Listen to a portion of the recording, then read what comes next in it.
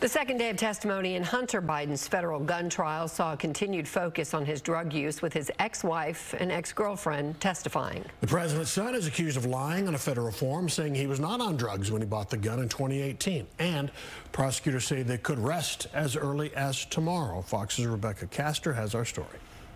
Hunter Biden arriving at the federal courthouse in Wilmington, Delaware, hand in hand with his wife, Melissa. But it was his ex-wife and former girlfriend who were the focus of today's testimony. Well, I think what we're seeing now, Martha, is a myriad of circumstantial evidence, in addition to virtually direct evidence from the defendant's own mouth in terms of what the jury is hearing from the audio version of his book. During her surprisingly short time on the stand, Hunter's ex-wife, Kathleen Buell, said she learned he was using drugs in 2015 after finding a crack pipe in their D.C. home.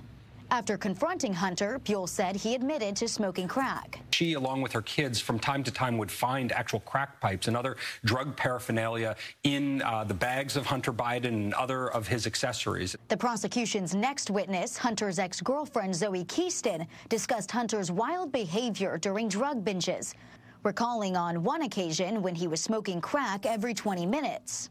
However, Hunter's defense maintains that he was not using drugs at the time when he bought the gun. This was an addict who, he lied. He possessed a gun. He's guilty. But why not put him in drug court? If his name was not Hunter Biden Lawrence, I don't think you and I would be talking about this case. First Lady Jill Biden also in court again today, supporting her stepson before she travels to France to join the president. In Washington, Rebecca Castor, Fox News.